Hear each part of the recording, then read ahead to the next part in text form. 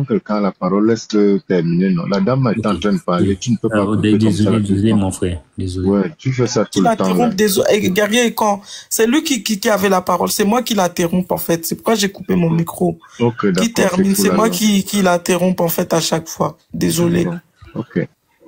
Ok, donc pour finir, je voulais juste te dire que la puissance ne respecte que la puissance.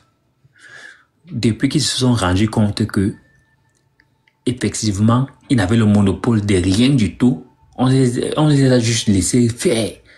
Ils avaient l'impression qu'ils avaient le contrôle.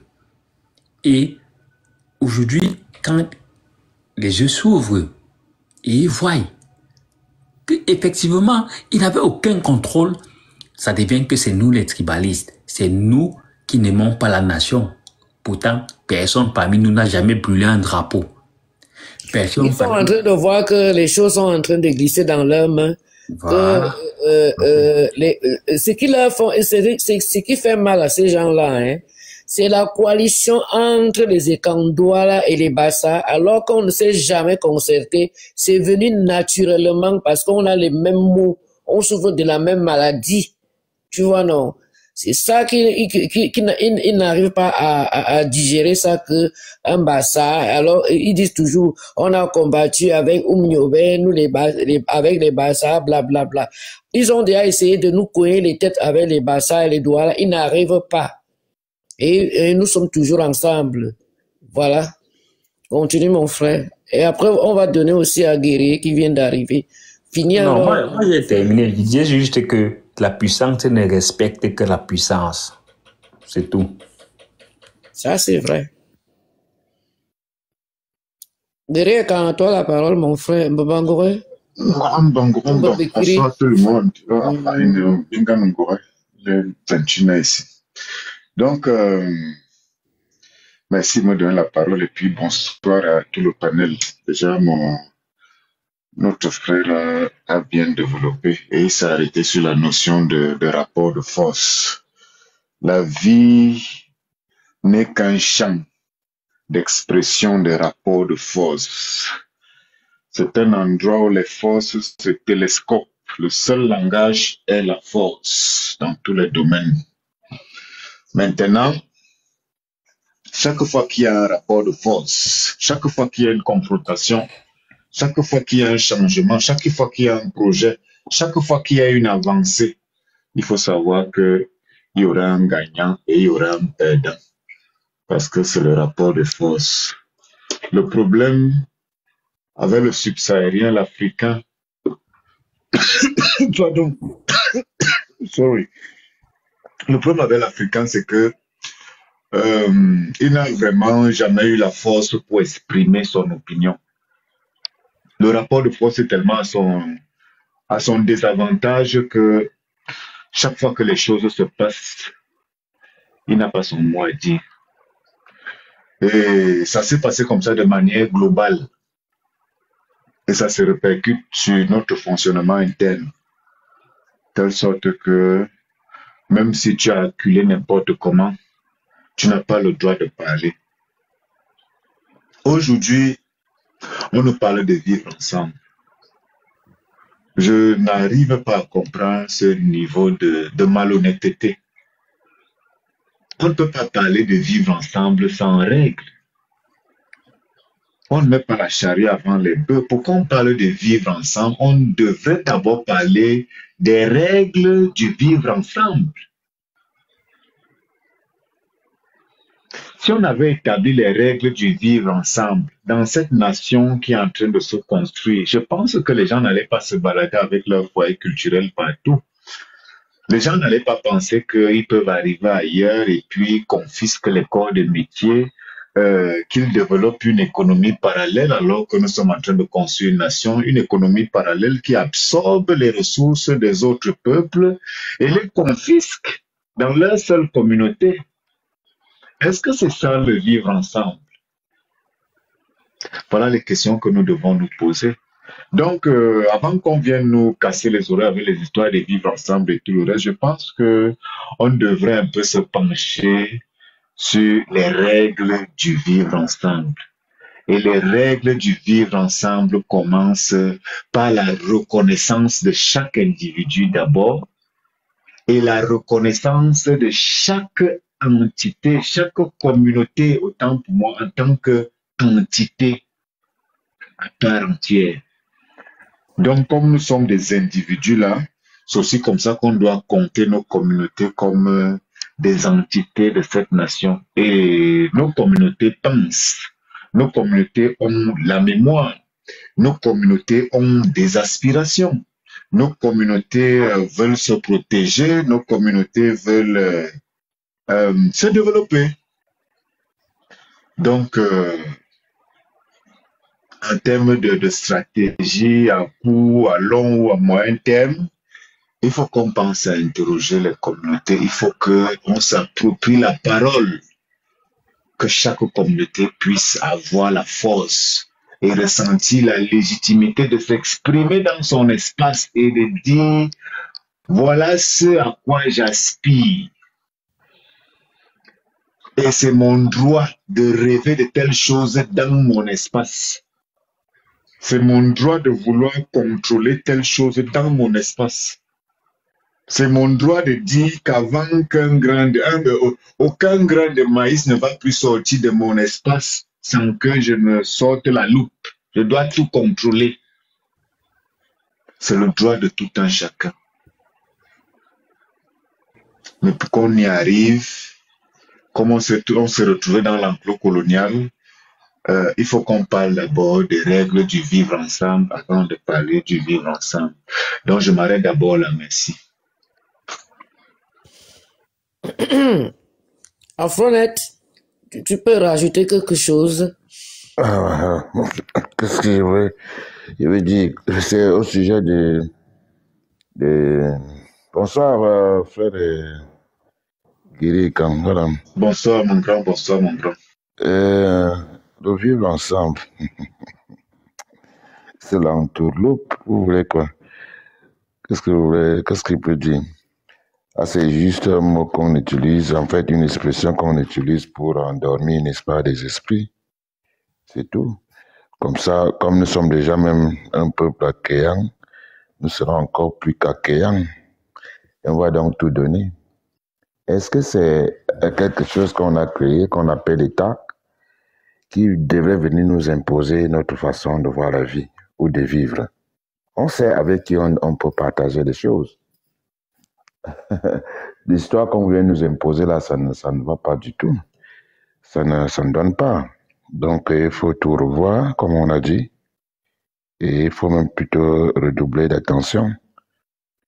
Sinon, on risque de se réveiller quand c'est déjà tard. Parce que c'est même aussi des éléments, des mécanismes qu'ils avaient mis sur pied pour nous faire du mal, pour nous pénétrer. Il n'y a pas de vivre ensemble au Cameroun. Ça, c'est du mensonge.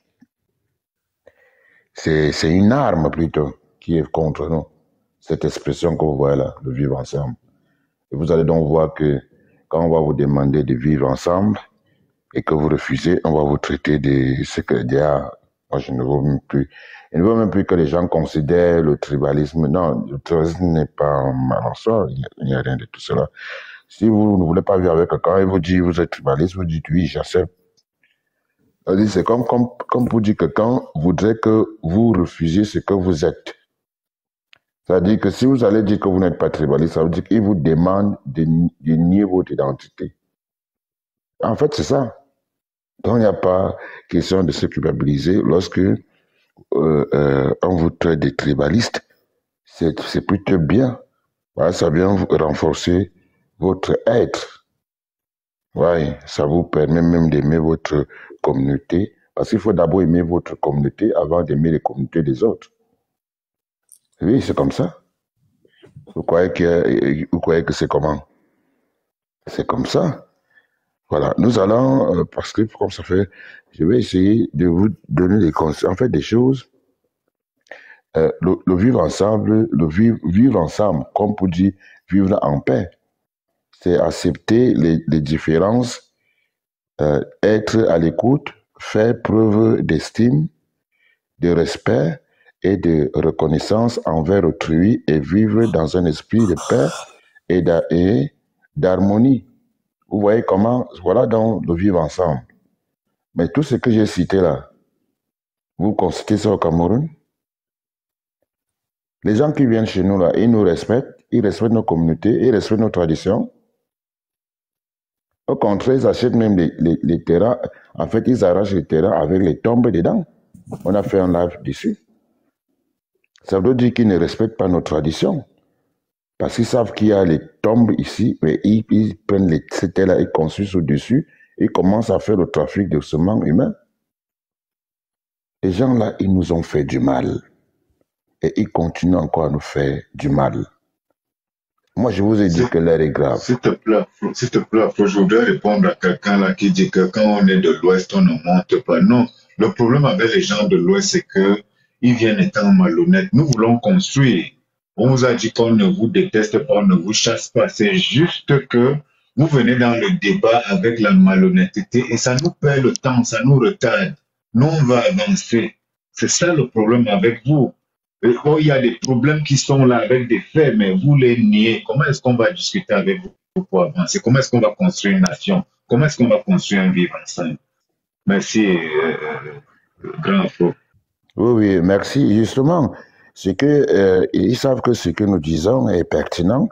Quand certains montent pour venir nous perturber, de toutes les façons, est-ce qu'on a déjà refusé que comment? C'est leur comportement qui nous pousse à les rejeter. Quand ils montent, sinon ils seraient plein là. Beaucoup ont demandé, on les a refoulés parce que ce sont ceux-là qui se comportent mal. Voilà, j'étais en train de vouloir parler des principes du vivre ensemble.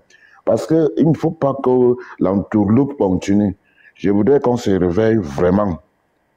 Voilà, le bien vivre ensemble repose sur le respect mutuel, l'acceptation de la pluralité des opinions, des interactions, dans l'ouverture et dans la coopération, des relations bienveillantes, ainsi que sur le refus de s'ignorer ou de se nuire. C'est-à-dire, ici, nous comprenons très bien que tout ce qui est du vivre ensemble est positif. Mais vous voyez donc que nous vivons avec nos gens qui ne savent pas comment respecter l'autre. Vous voyez comment ils viennent s'imposer dans nos communautés tout en voulant arracher tout ce qu'ils trouvent sur le passage. Afone, tu me permets de faire une digression, s'il te plaît? Oui, allez-y. Ok. Bon, maintenant, il y a déjà je vais les appeler les panafricanistes qui sont en train de combattre l'impérialisme du monde occidental, qui refusent que on dise, ou alors que le monde occidental dise que ils sont supérieurs à nous, qui sont censés dicter les lois, les règles, la façon dont le monde doit évoluer. Nous sommes tous d'accord que c'est comme ça que ça doit fonctionner. Personne ne doit imposer quoi que ce soit à l'autre et personne ne doit se croire supérieur à l'autre. Mais si cette thèse-là est vraie, pourquoi est-ce qu'au Cameroun, on veut nous faire comprendre ou alors on veut nous faire accepter que il n'y a que ceux qui sont ressortissants de l'Ouest qui peuvent être des hommes d'affaires, qui peuvent faire ci ou ça. Il n'y a que eux qui peuvent vraiment être établis de manière financière, de manière économique sur nos terres. Mon frère, il faut être il faut être malade mental pour penser comme ça. Parce que justement, c'est qu'on refuse que le blanc fasse pour nous. On refuse d'être soumis à la domination occidentale.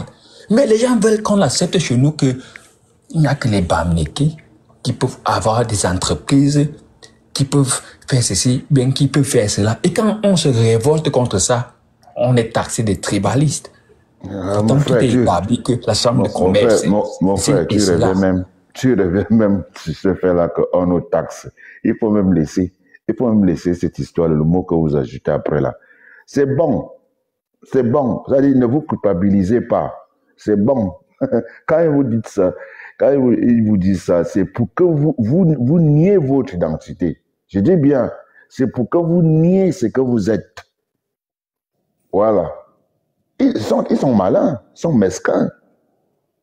Mais le tout, donc s'il faut donc prendre dans leur sens, dans ce cas-là, qui sont ceux qui sont tribalistes? Bon, là même, c'est déjà le rejet de l'autre là-bas, leur tribalisme. Pourtant, le nôtre n'est pas comme ça. Vous voyez, parce que dans ça dépend de comment on conçoit le mot tribalisme. Et chacun a sa façon de le concevoir. Eux, ils le conçoivent dans le sens du rejet. Parce que c'est ce qu'ils pratiquent. Non, mais c'est comme ça qu'il faut voir. Vous êtes tribaliste, oui, parce que vous acceptez d'abord, par exemple, Ewondo, un exemple, et vous aimez votre communauté Ewondo, vous êtes Boulou, vous aimez votre communauté Boulou, vous êtes des Kang en général, vous aimez votre communauté Ekang, vous êtes de Sawa, vous aimez ainsi de suite. Et c'est très beau comme ça, parce que si vous éloignez de votre identité, vous n'êtes plus rien. Et c'est ce qu'ils veulent vous faire. Ils veulent vous amener vers ce raisonnement-là. Ne vous offusquez plus, en tout cas, ne vous ridiculisez plus, ne vous culpabilisez plus. Plus jamais, parce que ils veulent vous affaiblir en voulant toujours dire ça. Quand on dit ça, ils nous disent, vous voyez même, on avait fait semblant à l'Assemblée nationale de vouloir voter une loi contre le tribalisme. C'est quoi le tribalisme?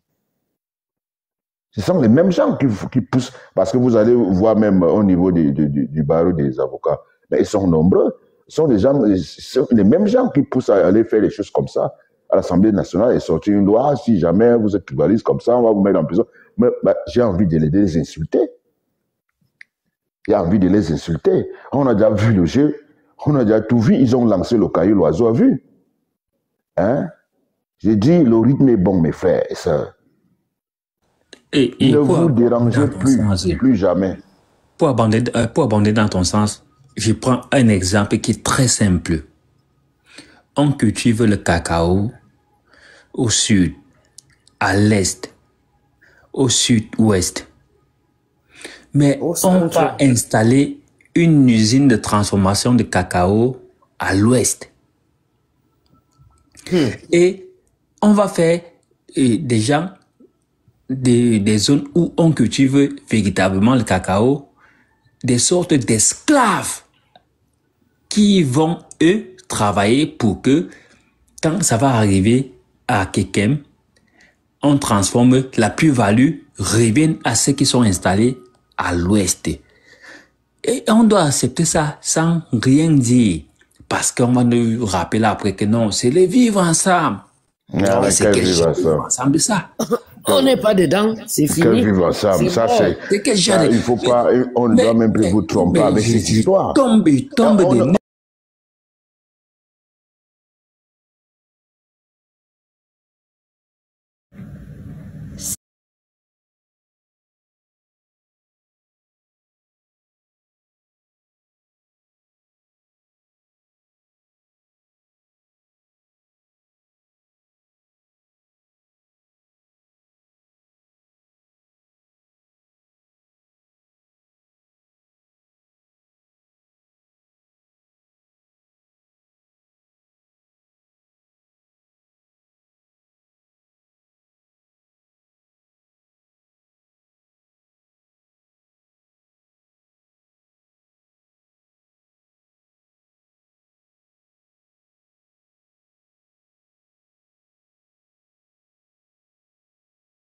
le Cameroun.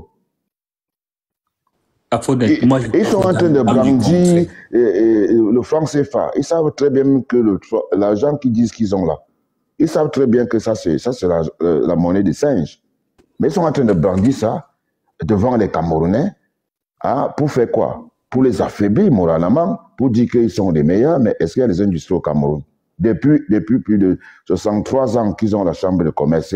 C'est là où j'allais chuter parce que, comme vous avez évoqué un cas là, comme vous avez pris l'exemple entre le panafricanisme et l'impérialisme occidental, hein, vous allez comprendre que dans tous ces pays-là, des impérialistes, hein, dans chaque ville, il y a une chambre de commerce. Comment se fait-il que dans un pays comme le nôtre, aussi vaste comme il est, avec toutes ses richesses, qu'on retrouve seulement une seule chambre de commerce. Vous ne voyez pas déjà l'entourloupe?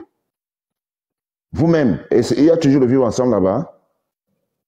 Et à l'intérieur de cette chambre, qu'est-ce que vous trouvez? Qui constituent le plus cette chambre de commerce? Et il y a le vivre ensemble là-bas.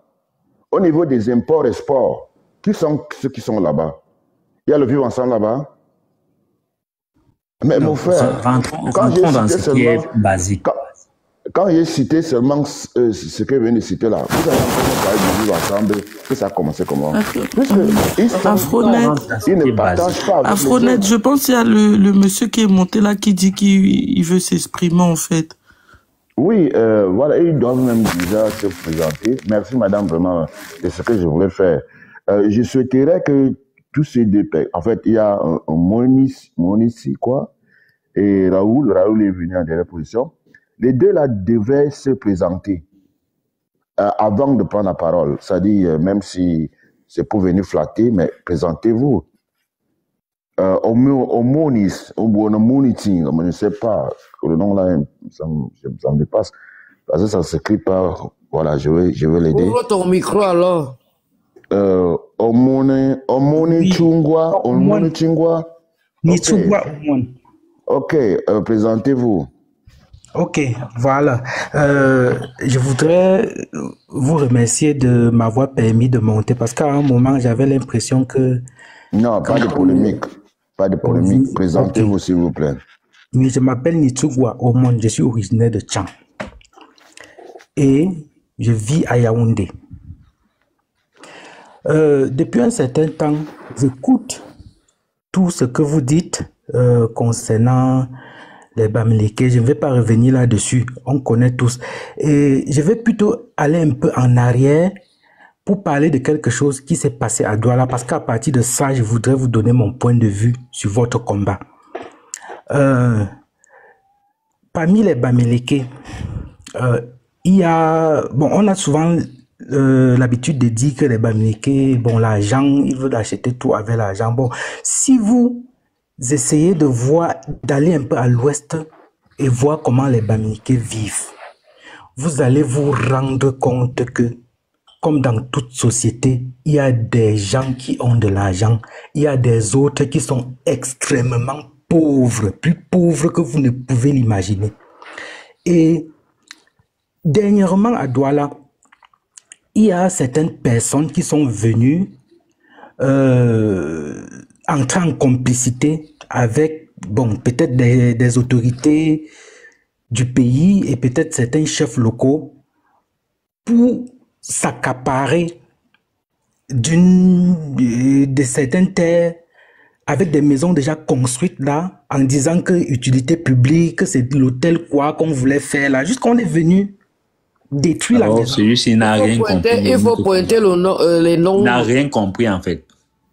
Non, laissez-le parler. Non, il n'a pas compris que le combat n'est pas dirigé vers le Bamileke lambda. Il n'a rien compris. Laissez-le parler. Pourquoi il est descendu, monsieur Guerrier, quand moi je le vois. C'est pour ça que j'ai commencé à parler.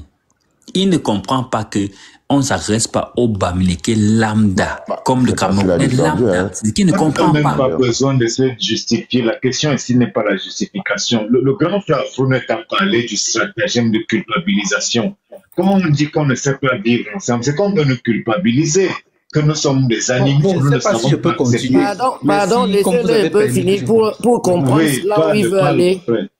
Je disais donc qu'on a cassé la maison des gens et puis les gens qui étaient concernés se sont révoltés. Et je vais vous avouer que moi-même, j'ai été beaucoup choqué par cette affaire. Parce que je ne comprends pas comment on peut venir là, les gens sont installés, ils ont déjà construit leur maison. Et en plus, juste parce que certaines personnes ont de l'argent, on vient entrer en concubinage avec certaines personnes pour les détruire. Et si on me fait ça, moi-même, je ne serais pas content.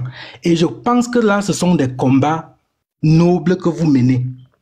Donc, il ne faudrait pas que certaines personnes, parce qu'ils ont beaucoup d'argent, viennent seulement entrer en complicité avec des gens pour s'accaparer de grands espaces ou pour, je ne sais pas, à cause de l'argent. Mais moi, tout comme beaucoup d'autres personnes, il y a des Bamileke qui sont installés à Douala et à Yaoundé et qui ont acheté leur petit 300 mètres carrés et ils ont construit leur maison et ils vivent avec leur famille. Ils se battent comme ils peuvent pour s'en sortir. Donc, quand vous parlez de récupérer les terres, si vous introduisez aussi cette couche-là dedans, vraiment, ce sera difficile et ce sera injuste. Parce que des personnes viennent parce qu'ils veulent aussi aller, parce que dans tout, l'exode rural existe partout. On part généralement dans les grandes villes parce qu'on veut aussi chercher la vie. Et si un Bamileke qui est un débrouillard arrive aussi dans une de ces grandes villes, il réussit à acheter ses 200 mètres carrés, 300 mètres carrés là, sans problème, il construit sa maison et il vit là-bas. Si au moment de mener vos combats, vous incluez aussi ceux-là dedans, je vous jure que le sang va couler au Cameroun. Mon frère, il ne faudrait pas qu'on en arrive. Tu ne connais pas ce qu'on appelle les dégâts collatéraux. S'il te plaît. Tu ne connais pas ce qu'on appelle si vous appelez ça dégâts collatéraux parce que vous Attendez, je le prends. S'il te plaît. Attendez, je le prends. Pourquoi il s'en va? Non, je ne sais pas, peut-être que quelqu'un l'a descendu. Tout le monde commence, parce que normalement, il devait déjà s'arrêter là, parce que moi, je voulais déjà même lui dire certaines choses. Sauf que le descendre, je ne l'aurais pas souhaité, je ne sais pas qui l'a descendu. En tout cas, moi, je ne sais pas qui l'a descendu. Quelqu'un a envie de prendre la parole par rapport à ce que je voulais quand même parler par rapport à ça. Vas-y, d'accord. Oui, si quelqu'un a envie de parler par rapport à ce qu'il vient de dire là, celui qui prend la parole. Il y a quand même aussi ma femme qui voulait dire quelque chose. Oui, ben, j'ai dit un truc en 2 minutes. J'ai dit un truc en 2 minutes. Oui. Le frère, il fait une confusion entre le fait que nous, on s'attaque à une nébuleuse qui est d'envergure puissante. Au fait qu'il y a un petit gars qui s'est battu, qui a acheté son terrain, que moi je connais son père, ou alors que son père a acheté le terrain chez mon père, on se connaît, on a grandi ensemble et il y a cette acquaintance-là entre nous. Il fait une confusion entre ça et le fait qu'on décrive, on soit là en train de parler de un négocier, par exemple, qui a voulu s'accaparer de je ne sais pas combien d'hectares au sud. Il fait une confusion entre le fait que ils sont là en train de parler de la chambre de commerce qui embrigade les peuples du sud et qui donne toutes les opportunités au peuple de l'ouest. Le gars ne comprend pas vraiment quel est notre combat. C'est ça son problème en fait. Il s'est dit qu'on s'attaque au Bamileke lambda. Mais ce qui est quand même évident comme... lui, c'est un blagueur. Ce qui est évident comme venait de dire Chris là. Parce que ça ne sortira pas sûrement de notre bouche. Mais lui, il a déjà quand même dit. C'est-à-dire celui qui vient de descendre là. Si ça arrive là où tout le monde pense que ça va arriver, ça veut dire que récupérer les terres. Mais est-ce qu'il y aura les terres de série A et les terres de série B? On récupère tout. C'est ce que le monsieur va entendre. On récupère tout. Bon, ça dépend alors de lui de comment il va digérer, n'est-ce pas, la situation. Soit il voudrait peut-être venir cogner le mur, je ne sais pas. Là, c'est son problème là-bas. Donc, c'est tout. En fait, je vais terminer. Permets-moi de terminer. Je voulais lui dire que, par exemple, chez moi, il y a des gens que mon père, il m'a présenté, il m'a dit, celui-ci, il a acheté son 300 mètres carrés de manière légale. Sa maison que tu vois là, il a construit devant moi. Il a tout fait sans problème. Je n'ai aucun problème avec lui. Il y a également des gens que mon père m'a monté, il m'a dit, celui que tu vois là, et les autres qui sont derrière là, je ne les connais pas. Je ne sais même pas comment ils ont fait pour être là jusqu'à... C'était me brandissent une sorte de titre foncier. Même de manière individuelle, ça existe. C'est là. C'est des faits que personne ne peut nier. Moi, dans ma famille, j'ai des cas comme ça. Je suis en justice avec plus de 3. Que on ne sait pas qui les a installés. on ne sait pas comment ils ont fait pour être sur nos terres. Parce que mon père, lui, oui, il était en Angleterre, il était. Quand il rentre, il se rend compte qu'il y a des gens qui sont installés sur ces terres. Donc, lui, il est en train de confondre tout. Si son père a eu acheté la terre chez mon père et que mon père m'a dit, voilà, le monsieur là, il a acheté, c'est correct, il n'y a pas de problème. Il pense que je vais venir vers lui pour lui dire qu'il faut dégager. Je ne pourrais pas. Parce que c'est que mon père m'avait dit que le monsieur là, il a acheté sa terre normale. Je n'ai pas de problème avec lui. Ça veut dire que son fils, je vais considérer son fils au même titre que son père. Sans problème. Mais on a affaire ici à une bande organisée qui parfois profite du fait qu'on va dire que domaine de l'État, on va dire que on va installer ceci ou bien cela, on prend les terres des gens et après ça, on se rend compte qu'on est en train de distribuer aux gens. Tu vois, c'est les gens qui s'installent. On a dit qu'on va implanter une entreprise. Aucune entreprise n'est installée. Mais après, c'est des individus qui s'installent. C'est de ça que nous sommes en train de parler ici. Pourquoi ils ne comprennent pas ça? Tu n'as pas vu une vidéo qu'ils ont pris à Douala, la zone de l'aéroport qui est réservée à l'aéroport. Ils ont déjà construit. Construit voilà. Partout. Même à Yaoundé, la zone de la Excusez-moi, s'il vous plaît, excusez-moi. Nous avons aussi une autre personne là. Raoul Maserati. Qui devrait se présenter. Et je profite pour dire quand même aussi à nos modérateurs que si vous envoyez quelqu'un sur le panel que vous ne connaissez pas, il reste avec vous là, il fait quoi? Il faut d'abord identifier la personne. Aussi, je ne sais pas d'abord identifier la personne et comme ça vous êtes sûr que la personne qui est avec vous dans la maison, c'est votre personne, vous connaissez le combat. Donc si c'est un étranger qui est là, peut-être il a des mauvaises intentions, il va rester sur le panel, il peut faire du sale. J'ai déjà répété ça peut-être même 10 fois depuis qu'on est là. Il faut les identifier en bas avant de les monter. Tu dois avoir un autre modèle qui fait monter. Hein. Moi, je ne sais pas qui les fait monter. Hein. En toute vérité, moi, je contrôle. Ok. Non, parce qu'il faut même, quand c'est comme ça, vous allez au niveau des demandes et vous écrivez, vous prenez son nom. Celui-ci, il vient encore demander. En commentaire. Va chez tes frères, parler là-bas, là-haut, tout le sang va couler là-bas. Vous lui demandez de s'identifier, la personne s'identifie. Et vous lui demandez pourquoi il veut intervenir. C'est très simple. En quelques phrases seulement, 2 fois, la personne va se présenter et puis on continue. C'est monsieur, il y avait Guéry et Kang, sûrement aussi. Oui, justement, le monsieur est parti. Moi, je vous ai demandé de me le laisser. Il vient parler de ça ici. Nous sommes en train de parler du vivre ensemble. Il est question de faire une réflexion sur le vivre ensemble. Le vivre ensemble est basé sur la réciprocité. La réciprocité des reconnaissances.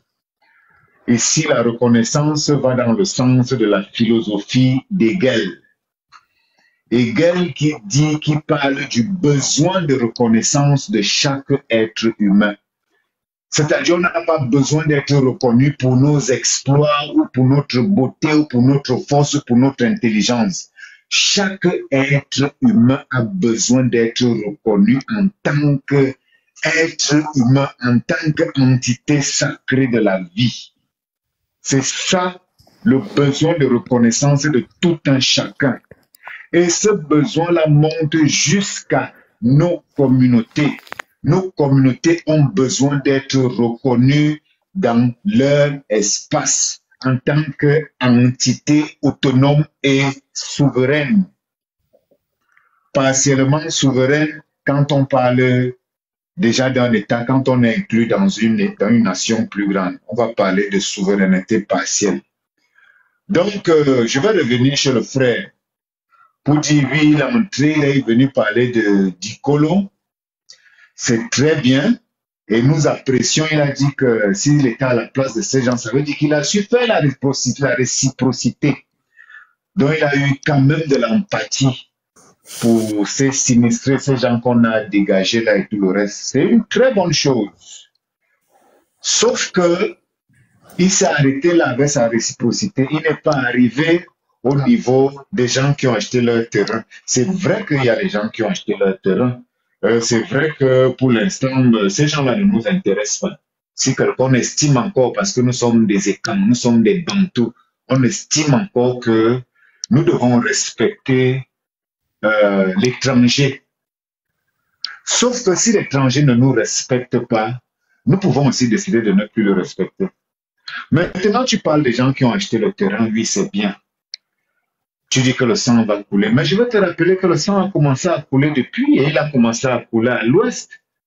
On a parlé dernièrement d'un administrateur civil, c'est-à-dire un préfet qui est tombé amoureux d'une fille de l'ouest et il a voulu un lopin de terre à l'ouest avec sa dulcinée pour essayer de vivre sa vie là-bas, profiter du beau climat de l'Ouest. Parce que ce qu'il faut dire quand même, c'est qu'il y a un climat. Le climat est doux à l'Ouest. Je pense que c'est la seule chose qu'il y a là-bas. Il y a de grandes prairies. Contrairement à ce qu'on nous fait croire qu'il n'y a pas de terrain à l'Ouest, il y a de grandes prairies, il y a de grands espaces.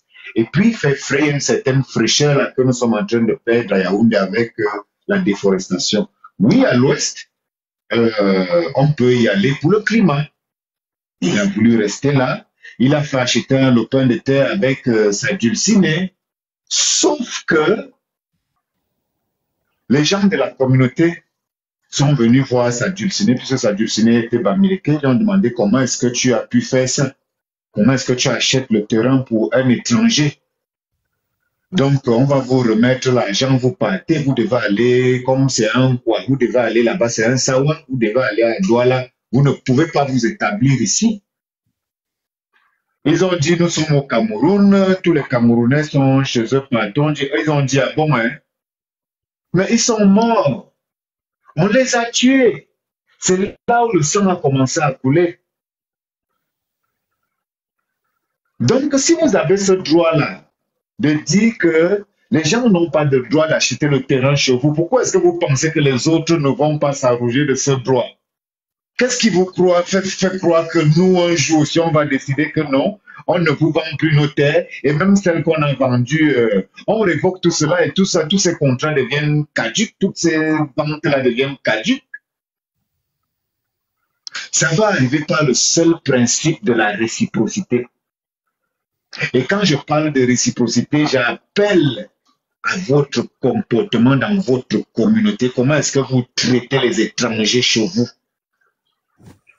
Vous n'allez pas prétendre être supérieur, prétendre ne pas vouloir les gens chez vous et penser que vous pouvez avoir la légitimité d'aller rester chez les gens parce que nous sommes...